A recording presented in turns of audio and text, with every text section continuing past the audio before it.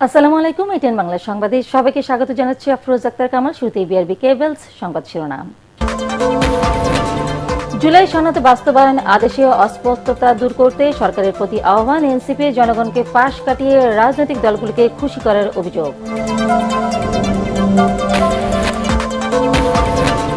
স্বাক্ষরিত জুলাই সনদ বাস্তবায়নে বিএনপি অঙ্গীকারবদ্ধ বললেন সালাউদ্দিন আহমেদ। ধর্মের নামে একটি দল নির্বাচনী বৈতরণী পার হতে চায়। অন্তর্বর্তী সরকারের পক্ষে সুষ্ঠু নির্বাচন করা সম্ভব নয় বলছে জামায়াত। 3 উপদেষ্টার পদত্যাগ দাবি।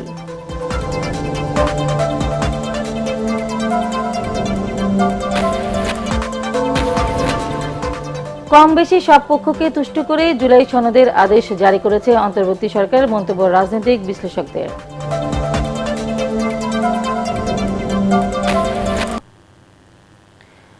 শুনছিলেন বিআরবি কেবলস সংবাদ শিরোনাম, এবার বিস্তারিত। জুলাই সনদ বাস্তবায়ন আদেশে অস্পষ্টতা দূর করতে অন্তর্বর্তী সরকারের প্রতি আহ্বান জানিয়েছে জাতীয় নাগরিক পার্টি এনসিপি। রাজধানীর বাংলা মোটরে দলের কেন্দ্রীয় কার্যালয়ে সংবাদ সম্মেলনে এনসিপির সদস্য সচিব আক্তার হোসেন কথা বলেন। এ সময় দলের মুখ্য সমন্বয়ক নাসির উদ্দিন পাটোয়ারি বলেন, বিএনপির প্রেসক্রিপশনে জুলাই সনদের আদেশ হয়েছে, জনগণকে পাশ কাটিয়ে সরকার রাজনৈতিক দলগুলোকে খুশি করেছে বলেও অভিযোগ করেন এনসিপি নেতারা। তরিক ইসলামের রিপোর্ট। জুলাই সনদের বাস্তবায়নের আদেশের অসঙ্গতি তুলে ধরতে বাংলা মোটর কার্যালয়ে সংবাদ সম্মেলন ডাকে জাতীয় নাগরিক পার্টি এনসিপি। এই সময় দলটির সদস্য সচিব আক্তার হোসেন অভিযোগ করেন, জুলাই সনদ বাস্তবায়ন আদেশে অস্পষ্টতা রয়েছে, জনগণকে উপেক্ষা করে রাজনৈতিক দলকে খুশি করেছে অন্তর্বর্তী সরকার। জুলাই সনদ বাস্তবায়নের যে আদেশ জারি করা হয়েছে, এই আদেশের ব্যাখ্যা ক্ষমতাবানরা তাদের মতো করে করতে পারেন, তেমন একটা অবস্থায়, তেমন একটা ভাষ্যে জুলাই সনদ বাস্তবায়ন আদেশ জারি করা হয়েছে। এই সমস্ত বিষয় পর্যালোচনা করে আমরা সরকারের কাছে দাবি জানাই যে সরকার অবিলম্বে জুলাই সনদ বাস্তবায়ন আদেশের সঠিক ব্যাখ্যা প্রদান করবে। এ সময় এনসিপির মুখ্য সমন্বয়ক নাসির উদ্দিন পাটোয়ারি অভিযোগ করেন, বিএনপির প্রেসক্রিপশনে জুলাই সনদের আদেশ হয়েছে, বিএনপি ৭২-এর সংবিধানের পাহারাদার বলেও মন্তব্য করেন তিনি। সরকার হলো সব রাজনৈতিক দলকে খুশি করেছে, কিন্তু জনগণকে হলো তারা পাশ কাটিয়ে গিয়েছে। গভর্নমেন্টের অ্যাকাউন্টেবিলিটি, ট্রান্সপারেন্সি, গুড গভর্নেন্সে আমরা যেতে পারবো না। এই আদেশের মধ্য দিয়ে আমরা আবার সেই ৭২-এর স্বৈরাচারী সংবিধানের পথে হাঁটতেছি। এটা আদেশ হয়েছে, কিন্তু একটা জনবিরোধী আদেশ হয়েছে। ওনার মাথায় ছিল বিএনপির প্রেসক্রিপশন। এদিকে আগামী জাতীয় সংসদ নির্বাচনকে সামনে রেখে এখন পর্যন্ত নতুন এই দলটি 1011টি মনোনয়ন ফর্ম বিক্রি করেছে, যা চলবে আগামী 20 নভেম্বর পর্যন্ত। তরিক ইসলাম, এটিএন বাংলা, ঢাকা।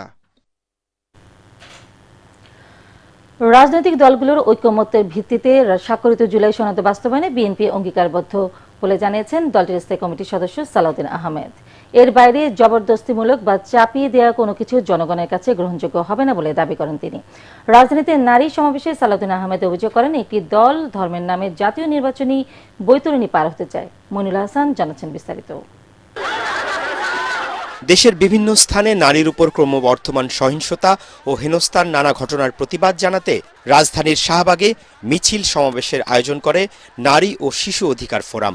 নারী নেত্রীরা বলেন, বাংলাদেশের অগ্রগতি উন্নয়নের প্রতিটি ক্ষেত্রে নারী সমাজ মেধা যোগ্যতা দিয়ে গুরুত্বপূর্ণ অবদান রেখে চলেছেন। রাজশাহীতে এক নারী নেত্রীকে নির্যাতনের ঘটনা উল্লেখ করে তীব্র ক্ষোভ প্রকাশ করে বক্তারা বলেন, নারী সমাজ আজ নানাভাবে নিগৃহীত, নির্যাতন ও বৈষম্যের শিকার। 3 মাসের মধ্যে 66 জন কন্যা সন্তান ধর্ষিত হয়েছে। বিএনপি স্থায়ী কমিটির সদস্য সালাউদ্দিন আহমেদ বলেন, একটি রাজনৈতিক দল কর্মঘণ্টা কমিয়ে দেওয়ার নামে নারী সমাজকে ঘরে বন্দি করে অন্ধকারের দিকে ঠেলে দিয়ে বাংলাদেশের অগ্রগতিকে থামিয়ে দিতে চায়। যারা ধর্মের নামে ব্যবসা করে, রাজনীতির ব্যবসা করে এবং বিভিন্ন রকমের জান্নাতের টিকিট বিক্রি করে রাজনীতি করতে চায়, ভোটের বৈতরণী পার হতে চায়, তাদের হাতে আজকে নারীরা নির্যাতিত হচ্ছে। তারা চায় যেন এই দেশের নারীরা অন্ধকারে বন্দী থাকে, যেন বাংলাদেশের অর্ধেক জনসমষ্টি অন্ধকারে থাকে এবং নারীর অগ্রগতি প্রগতি না হয়। সেজন্য তারা বলছে কর্মঘণ্টা কমিয়ে দিতে হবে। তিনি বলেন, বাংলাদেশে ধর্ম বর্ণের নামে কোনো বিভাজন থাকবে না, দেশের নাগরিক সবাই সমান অধিকার নিয়ে বসবাস করবে। আমাদের একটাই পরিচয় হবে, আমরা বাংলাদেশের নাগরিক।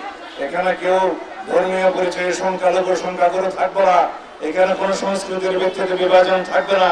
জুলাই জাতীয় সনদ বাস্তবায়ন আদেশ নিয়ে দলের অবস্থান জানাতে গিয়ে সালাউদ্দিন আহমদ বলেন, কোনোভাবেই জাতীয় সংসদের সার্বভৌম ক্ষমতা ক্ষুণ্ণ করা যাবে না। জুলাই জাতীয় সনদ যেভাবে রচিত হয়েছে, প্রণীত হয়েছে, স্বাক্ষরিত হয়েছে, সেই জাতীয় সনদ আমরা অক্ষরে অক্ষরে প্রতিপালন করার জন্য অঙ্গীকারাবদ্ধ। এর বাইরে চাপিয়ে দেয়া, জবরদস্তিমূলক আর যে কোনো প্রস্তাব যদি দেয়া হয় সেটা জনগণ বিবেচনা করবে। তবে এটা আমাদের মনে রাখতে হবে, গণভোটের মধ্য দিয়ে আইন প্রণয়ন করা হয়ে যাবে না, গণভোটের মধ্য দিয়ে সংবিধান সংশোধন হয়ে যাবে না। তার জন্য অবশ্যই জাতীয় সংসদ গঠিত হতে হবে। পরে শাহবাগ থেকে শুরু হয় মৌন মিছিল। মিছিল থেকে নারীর উপর সহিংসতা প্রতিরোধে সরকারের ব্যর্থতায় ক্ষোভ জানানো হয়। কেন্দ্রীয় শহীদ মিনারে গিয়ে শেষ হয় কর্মসূচি।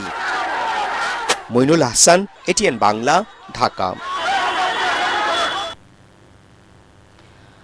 অন্তর্বর্তী সরকারের পক্ষে সুষ্ঠু নির্বাচন আয়োজন সম্ভব নয় বলে মন্তব্য করেছেন জামায়াতে ইসলামীর নায়েবে আমির ডক্টর আব্দুল্লাহ মোহাম্মদ তাহের। মগবাজারের আল ফালাহ মিলনায়তনে আয়োজিত সমমনা ইসলামী ৮ দলের যৌথ সংবাদ সম্মেলনে তিনি বলেন, সরকার না বুঝেই একটি বড় দলের ফাঁদে পা দিয়েছে। তাদের স্বার্থেই রাষ্ট্র সংস্কারে ব্যাপক পরিবর্তন আনা হয়েছে। তার দাবি, জাতীয় নির্বাচন ও গণভোট একই দিনে হলে গণভোটের গুরুত্ব কমে যাবে। আরো জানাচ্ছেন হুমায়ুন চিশতি। জুলাই সনদ বাস্তবায়ন আদেশ, জাতীয় নির্বাচন ও গণভোট নিয়ে জাতির উদ্দেশ্যে প্রধান উপদেষ্টার ভাষণের প্রতিক্রিয়া জানাতে সংবাদ সম্মেলন করে জামায়াতে ইসলামী সহ ৮ দল। জামায়াতের নায়েবে আমির ডাক্তার আব্দুল্লাহ মোহাম্মদ তাহের বলেন, একটি বড় রাজনৈতিক দল ঐকমত্য কমিশনে আলোচনার শুরু থেকেই সংস্কারের বিরুদ্ধে অবস্থান নেয়। তাদের স্বার্থ রক্ষার জন্যই সংস্কারে কাটছাঁট করা হয়েছে। জনগণের স্বার্থ নয়, একটি বিশেষ দলের স্বার্থেই অনেক পরিবর্তনেরই তার ভাষণ দিয়েছেন। আজকে জাতির কাছে এটা প্রতিমান হয় যে এই সরকার এখন আর নিরপেক্ষ সরকার নয়। এই সরকার একটি দলের প্রতি অনুগত অথবা একটি দলের প্রতি দলকে ক্ষমতা আনার জন্যে জেনেতন একটি নির্বাচন আয়োজনের জন্যে তাদের প্রচেষ্টা আছে বলে আমরা মনে করি। এই সরকারের অধীনেও কোনো সুষ্ঠু অবাধ নির্বাচন অনুষ্ঠান করা সম্ভব নয়। সংবাদ সম্মেলনে বলা হয়, নির্বাচনের আগে গণভোট হলে জনগণের রায় বিএনপির বিরুদ্ধে যাবে বলেই দলটি একই দিনে 2 ভোট আয়োজনের পক্ষে। গণভোটের 4টি প্রশ্ন নিয়ে জটিলতা তৈরি হবে বলে মন্তব্য করেন ডাক্তার তাহের। সংস্কার কমিশনের 1 প্যাকেজকে 4টা ভাগে ভাগ করে দেওয়া হয়েছে, আপনারা দেখেছেন। সেটি জনগণকে সিদ্ধান্ত নিতে অনেকটাই জটিলতার ভিতরে ফেলে দেবে। গণভোট যদি একই দিনে হয় তাহলে আমরা পরিষ্কার বলেছি যে সংস্কারের যে ইস্যুটি আছে না, সেটি সেদিন গুরুত্বহীন হয়ে যাবে।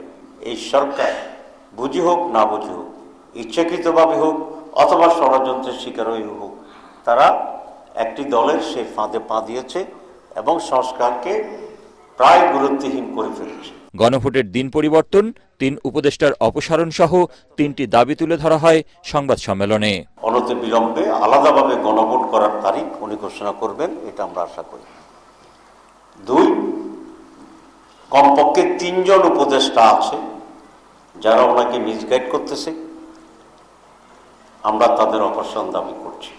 প্রশাসনের যে সমস্ত পরিবর্তন হচ্ছে সেখানে নিরপেক্ষ এবং বিশেষ করে সৎ এবং জবাবদিহির আওতায় থাকতে পারে এই মনোভাবের লোকদেরকেই নিয়োগ করতে হবে।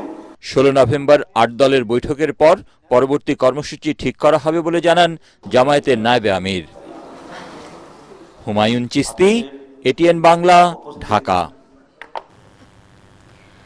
আগামী নির্বাচনে আওয়ামী লীগ অংশ নিতে পারবে না বলে জানিয়েছেন প্রধান উপদেষ্টা ডক্টর মোহাম্মদ ইউনূস। রাষ্ট্রীয় অতিথি ভবন যমুনায় যুক্তরাজ্যের আন্তর্জাতিক উন্নয়ন বিষয়ক মন্ত্রী ব্যারোনেস জেনি চ্যাপম্যানের সঙ্গে বৈঠকে তিনি এই কথা বলেন। প্রধান উপদেষ্টা জানান, সন্ত্রাস বিরোধী আইনে আওয়ামী লীগের কার্যক্রম স্থগিত ও নির্বাচন কমিশন নিবন্ধিত রাজনৈতিক দলগুলোর তালিকা থেকে বাদ দেওয়ায় দলটি নির্বাচনে অংশ নিতে পারবে না। আগামী জাতীয় নির্বাচন অবাধ, সুষ্ঠু ও অন্তর্ভুক্তিমূলক হবে বলেও আশা প্রকাশ করেন তিনি। ডক্টর ইউনূস আরো বলেন, নির্বাচন ঘোষিত সময় অনুযায়ী ফেব্রুয়ারির প্রথমার্ধেই হবে। তার দাবি, এবারের ভোট অংশগ্রহণমূলক এবং ভোটার উপস্থিতিও বাড়বে। কম বেশি সব পক্ষকে তুষ্ট করে জুলাই সনদের আদেশ জারি করেছে সরকার, এমন অভিমত জানিয়ে রাজনৈতিক বিশ্লেষকরা বলছেন, আদেশের পর মতভিন্নতা ছাপিয়ে ফেব্রুয়ারি নির্বাচনে অংশ নিতে এক মেরুতে এসেছে সব দল। ডাকসুর সাবেক জিএস ও জাসদ নেতা ডাক্তার মুস্তাক হোসেন বলেন, কিছু কিছু ক্ষেত্রে রাজনৈতিক দলগুলোর মুখোমুখি অবস্থান গণতান্ত্রিক চর্চারই বহিঃপ্রকাশ। মিজান শাহজাহানের রিপোর্ট। জাতীয় নির্বাচনের মতো গণভোটও ফেব্রুয়ারির প্রথমার্ধে একই দিনে অনুষ্ঠিত হবে। বৃহস্পতিবার জুলাই সনদের আদেশ জারি করেছেন রাষ্ট্রপতি মোহাম্মদ শাহাবুদ্দিন। এরপর জাতির উদ্দেশ্যে দেয়া ভাষণে রাজনৈতিক দলগুলোকে ঐক্যবদ্ধ থেকে নির্বাচনে অংশ নেওয়ার তাগিদ দিয়েছেন প্রধান উপদেষ্টা ডক্টর মোহাম্মদ ইউনূস। তবে জুলাই সনদ নিয়ে বিএনপি, জামাত ও এনসিপির প্রতিক্রিয়া দেখা যাচ্ছে, তারা পাল্টাপাল্টি অভিযোগ করছেন সরকারের দিকে। জামায়াত বলছে, প্রধান উপদেষ্টাকে মিসগাইড করেছেন 3 উপদেষ্টা। বিএনপি আরও আগে কয়েকজন উপদেষ্টার ব্যাপারে আপত্তি দিয়েছেন প্রধান উপদেষ্টার কাছে। এ অবস্থায় রাজনৈতিক বিশ্লেষক ও কলামিস্ট সোহরাব হাসান বলেন, এ বিরোধের মূলে রয়েছে আস্থার সংকট। উপদেষ্টা যে ভাষণ দিয়েছেন তাতে কিন্তু একটা ভারসাম্য রক্ষার চেষ্টা আছে, কিন্তু আমরা দেখলাম যে রাজনৈতিক দলগুলো প্রধান উপদেষ্টার ভাষণের পরেও একে অপরের বিরুদ্ধে পাল্টা অভিযোগ করেছে। সমস্যা ক্ষমতার অংশীদার কে হবে, ক্ষমতার ভাগিদার কে হবে। গণতন্ত্র কাজ করে পারস্পরিক আস্থার উপর। এই আস্থার সংকটের কারণেই কিন্তু এই পরিস্থিতি তৈরি হয়েছে। জাসদ নেতা ডাক্তার মুস্তাক হোসেন বলেন, সব পক্ষ একমত হলে গণতন্ত্র হয় না। যেসব বিষয়ে ঐক্যমত্য হয়নি তা জুলাই সনদে আসা উচিত হয়নি বলে মনে করেন তিনি। ঐক্যমত যেটুকু সেটাই কিন্তু জুলাই সনদ হওয়া উচিত, এবং সেটা না হয় সেভাবে তারা সাজায়নি বলে আমরা স্বাক্ষর করিনি। এবং গণভোট যদিও কোনো প্রয়োজন নাই, জাতীয় সংসদে যদি সংবিধানের গুরুত্বপূর্ণ বিষয়ে সংশোধনী বা সংস্কার হয়, তারপরে গণভোটের একটা বিধান ছিল যেটা আওয়ামী লীগ সরকার বাতিল করেছে, সেটা আবার হয়তো পুনঃস্থাপিত হতে যাচ্ছে আদালতের মাধ্যমে। তারা বলেন, রাজনৈতিক মতপার্থক্য থাকলেও সব দলই ফেব্রুয়ারিতে নির্বাচনে যাবে। রাজনৈতিক দলগুলো দর কষাকষি করছে, সরকারকে চাপ দিচ্ছে নিজের পক্ষে সুবিধা নেওয়ার জন্য। বিএনপি মনে করে যে জনগণ তার পক্ষে রায় দেবে, জামাত ইসলামী যদি মনে করে যে তার পক্ষে রায় দেবে। উভয়ের উচিত জনগণের কাছে যাওয়া, জনগণ যে সিদ্ধান্ত নেবে সেটা মেনে নেওয়া। মুখোমুখি রাজনীতিতে দ্বিমত হতে পারে, যে জামাত ইসলামী একটা চাচ্ছে, বিএনপি একটা চাচ্ছে, তো সেটা যেন শান্তিপূর্ণভাবে সমাধান হয় তার জন্য জাতীয় সংসদ নির্বাচন অত্যন্ত প্রয়োজন। তবে যার যার মত বলতেই পারে, নিশ্চয়ই সাংবাদিক সম্মেলনে বা অন্য জায়গায় তারা বলবে, কিন্তু আমাদেরকে এই মুহূর্তে জাতীয় সংসদ নির্বাচন ছাড়া এগুলো সমাধান করার কিন্তু রাস্তা নেই। তবে চলমান মতপার্থক্য সাংঘর্ষিক অবস্থায় চলে গেলে পরিণতি ভয়াবহ হওয়ার আশঙ্কা উড়িয়ে দিচ্ছেন না রাজনৈতিক বিশ্লেষকরা। সরকারকে চাপ দিচ্ছে। মিজান শাহজাহান, এটিএন বাংলা, ঢাকা। ভোলায় বিদ্যুৎ, জ্বালানি ও খনিজ সম্পদ উপদেষ্টা মোহাম্মদ ফাজুল কবির খান, শিল্প উপদেষ্টা আদিলুর রহমান খান এবং বাণিজ্য উপদেষ্টা শেখ বশির উদ্দিনকে অবরুদ্ধ করেন ক্ষুব্ধ এলাকাবাসী। জেলা প্রশাসকের কার্যালয়ে সভা শেষে এই ঘটনা ঘটে। এর আগে সভায় ভোলা 1 আসনের বিএনপি মনোনীত প্রার্থী গোলাম নবী আলমগীর ভোলায় রান্নার জন্য গ্যাস সরবরাহ এবং ভোলা বরিশাল ব্রিজ নির্মাণের দাবি উপস্থাপন করেন। জবাবে জ্বালানি উপদেষ্টা পাইপলাইনে গ্যাস দেওয়া সম্ভব নয় জানিয়ে সিলিন্ডার প্রতি 1000 টাকা দরে গ্যাস সরবরাহের কথা বলেন। এতে ক্ষুব্ধ হয়ে 3 উপদেষ্টাকে জেলা প্রশাসক কার্যালয় প্রাঙ্গণে অবরুদ্ধ করেন বিক্ষুব্ধরা। পরে স্থানীয় রাজনৈতিক নেতাদের হস্তক্ষেপে ঘটনাস্থল ত্যাগ করেন উপদেষ্টারা।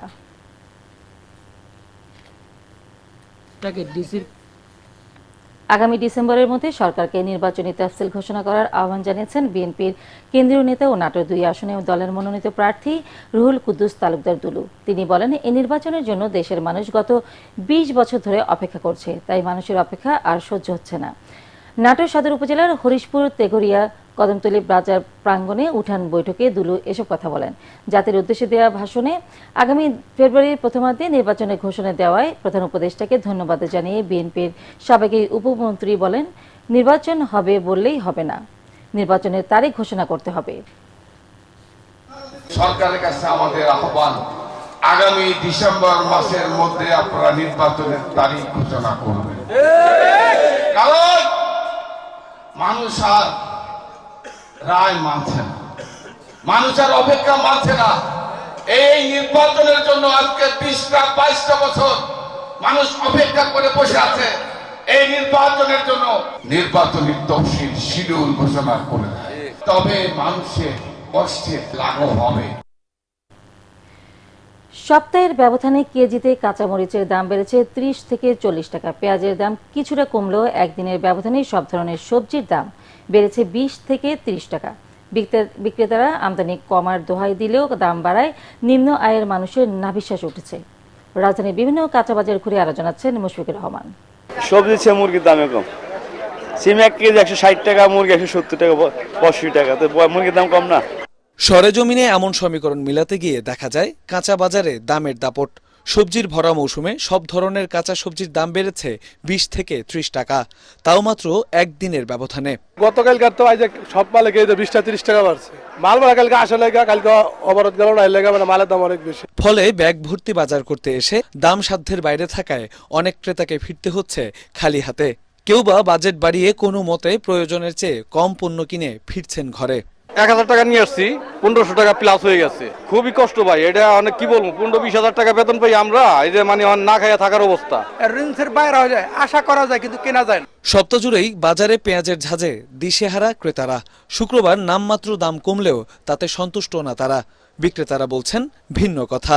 খুবই প্রেসার হয়ে যাচ্ছে। 1 কেজি 120 টাকা, একসাথে 50 টাকা বাড়ছে। 70 টাকা করে আমরা কিনেছিলাম, কমছে 5 টাকা। মানুষের যদি লাগে 5 কেজি কিনে বসে, 10 কেজি কি 7 কেজি মনে করেন, হয়তো বেশি খালি পরে চাহিদা একটু বেড়ে যায়, হয়তো দাম একটু বেড়ে যায়। পেঁয়াজের যদি আমদানি হয় তাহলে তখন তো বাজার একটু কমবেই। আলোচনায় না থেকেও হঠাৎই বেড়েছে মরিচের ঝাল। পাইকারি বাজারেই কেজি প্রতি দাম বেড়েছে 30 থেকে 40 টাকা। এতে খুচরা বিক্রেতারাও পড়েছেন বিপাকে। গত সপ্তাহে বেচি 70-80, এই সপ্তাহ হয়েছে সর্বনিম্ন হয়েছে 120, আর একটু 12টা হয়েছে 140। ম্যাক্সিমাম 15 দিন লাগবে বাংলাদেশে মরিচটা যখন আমদানি হয়ে যাবে তখন দাম কমে যাবে। ভাই এগো কাহিনী হইতেছে, আজকে 100 কালকে 200, আমগো তো নিয়ে ব্যস্ত হইব। আমরা কি করুম কোন, সিন্ডিকেট করে এরা। এদিকে কিছুটা স্বস্তি ফিরেছে ব্রয়লার মুরগি এবং ডিমের বাজারে।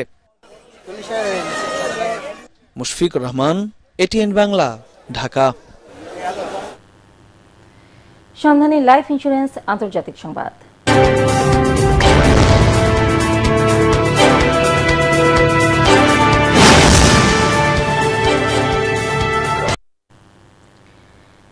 চীনের সাথে চলমান উত্তেজনার মধ্যে তাইওয়ানের কাছে 33 কোটি মার্কিন ডলার মূল্যের সামরিক যন্ত্রাংশ ও সরঞ্জাম বিক্রির অনুমোদন দিয়েছে যুক্তরাষ্ট্র। চীনের অব্যাহত সামরিক চাপের মুখে আরও আগে তাইওয়ানের প্রেসিডেন্ট লাই চিং-তের সরকার প্রতিরক্ষা ব্যয় বাড়ানোর কথা বলে আসছিল। অস্ত্র বিক্রির সিদ্ধান্তে ক্ষোভ জানিয়েছে চীনের পররাষ্ট্র মন্ত্রণালয়। সার্বভৌমত্ব, ভৌগোলিক অখণ্ডতা ও নিরাপত্তা রক্ষায় প্রয়োজনীয় সব পদক্ষেপ নেওয়ার কথাও জানিয়েছে বেইজিং। মার্কিন প্রেসিডেন্ট ডোনাল্ড ট্রাম্প দ্বিতীয় মেয়াদে ক্ষমতায় আসার পর এই প্রথম তাইওয়ানের কাছে সামরিক যন্ত্রাংশ বিক্রির অনুমোদন দেওয়া হলো। ওয়াশিংটন আনুষ্ঠানিকভাবে তাইওয়ানকে স্বাধীন রাষ্ট্র হিসেবে স্বীকৃতি না দিলেও দেশটিতে সবচেয়ে বেশি অস্ত্র সরবরাহ করে আসছে যুক্তরাষ্ট্র। নারীর বিকাশ, নারীর জয়, ছড়িয়ে পড়ুক বিশ্বময়, এই স্লোগানে অনুষ্ঠিত হলো অপরাজিতা অ্যাওয়ার্ড। রাজধানীর একটি হোটেলে অ্যাওয়ার্ড অনুষ্ঠানে গত বছর বিভিন্ন সেক্টরে উল্লেখযোগ্য অবদান রাখা নারীদের এই সম্মাননা জানানো হয়। গ্লোবাল স্টার কমিউনিকেশন নিবেদিত এটিএন বাংলায় প্রচারিত সাপ্তাহিক অনুষ্ঠান অপরাজিতা এই সম্মাননার আয়োজন করে। অনুষ্ঠানে সভাপতিত্ব করেন গ্লোবাল স্টার কমিউনিকেশনের প্রধান উপদেষ্টা, সাবেক তথ্য সচিব ও বিটিআরসির সাবেক চেয়ারম্যান সৈয়দ মারগুব মোর্শেদ। এ সময় এটিএন বাংলার অনুষ্ঠান ও সম্প্রচার উপদেষ্টা তাশিক আহমেদ, কিংবদন্তি নজরুল সঙ্গীত শিল্পী ফেরদৌস আরা, চিত্রনায়িকা রোজিনা, অবসরপ্রাপ্ত ব্রিগেডিয়ার জেনারেল অধ্যাপক ডাক্তার নাজমা বেগম নাজু এবং বাংলাদেশ ট্যুরিস্ট পুলিশের অ্যাডিশনাল এসপি নাদিয়া ফারজানা উপস্থিত ছিলেন।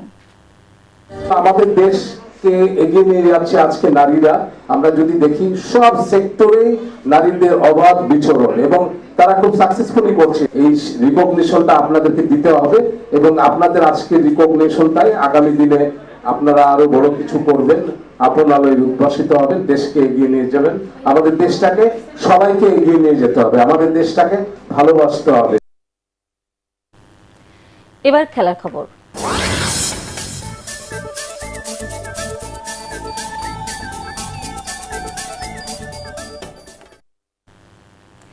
সিলেটে প্রথম টেস্টে আয়ারল্যান্ডকে ইনিংস ও 47 রানে হারিয়ে 2 ম্যাচ সিরিজে এগিয়ে গেল বাংলাদেশ। ম্যাচের চতুর্থ দিন 5 উইকেটে 86 রান নিয়ে খেলতে নেমে দ্বিতীয় ইনিংসে 254 রানে অল আউট হয় আইরিশরা। এর আগে প্রথম ইনিংসে তাদের রান ছিল 286। বাংলাদেশ 8 উইকেটে 587 রানেই প্রথম ইনিংস ঘোষণা করে। রিপোর্ট এস এম আশরাফের। তৃতীয় দিনেই আয়ারল্যান্ডের ৮৬ রানে ৫ উইকেট তুলে নিয়ে জয় হাতের নাগালে নিয়ে আসে বাংলাদেশ। চতুর্থ দিন টাইগারদের অপেক্ষা করতে হয় ৪১ ওভার। অবশেষে ম্যাকার থেকে ফিরিয়ে শেষ হাসি স্বাগতিকদের। দিনের প্রথম উইকেটটিও তাইজুলের। দলীয় ১১৬তে হ্যামফ্রিজকে ফিরিয়ে জয়ের পথ সুগম করেন বাংলাদেশের এই স্পিনার। এরপর সপ্তম উইকেটে ৬৬ রানের জুটিতে প্রতিরোধ অতিথিদের। অধিনায়ক বালবার্নিকে ১৮২তে আউট করে সেই প্রতিরোধ ভাঙেন হাসান মুরাদ। গলার কাঁটা হয়ে থাকা হাফ সেঞ্চুরির তুলনায় এন্ডি ম্যাকব্রাইনকে ১৯৮তে নাহিদ রানা প্যাভিলিয়নে ফেরালে ইনিংস পরাজয় সময়ের ব্যাপার হয়ে দাঁড়ায়। কিন্তু নবম উইকেটে ৫৪ রান যোগ করে আশা দেখান জর্ডান নেল আর বেরি ম্যাকার্থি। অবশেষে নাহিদের ঘূর্ণিতে ব্যক্তিগত ৩৬-এ আউট হন নেইল। এরপর মাত্র ২ রান যোগ করেই গুটিয়ে যায় সফরকারীদের ইনিংস। ৪ উইকেট নেন অভিষিক্ত হাসান মুরাদ। বাংলা। শেষ করার আগে বিআরবি কেবলস সংবাদ শিরোনাম আরো একবার। জুলাই সনদ বাস্তবায়ন আদেশে অস্পষ্টতা দূর করতে সরকারের প্রতি আহ্বান এনসিপি। জনগণকে পাশ কাটিয়ে রাজনৈতিক দলগুলোকে খুশি করার অভিযোগ। স্বাক্ষরিত জুলাই সনদ বাস্তবায়নে বিএনপি অঙ্গীকারবদ্ধ, বললেন সালাউদ্দিন আহমেদ। ধর্মের নামে একটি দল নির্বাচনী বৈতরণী পার হতে চায়।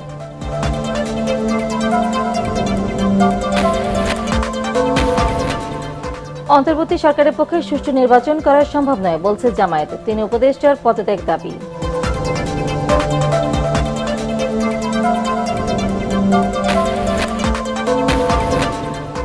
কম বেশি সব পক্ষকে তুষ্ট করে জুলাই সনদের আদেশ জারি করেছে অন্তর্বর্তী সরকার, মন্তব্য রাজনৈতিক বিশ্লেষকদের।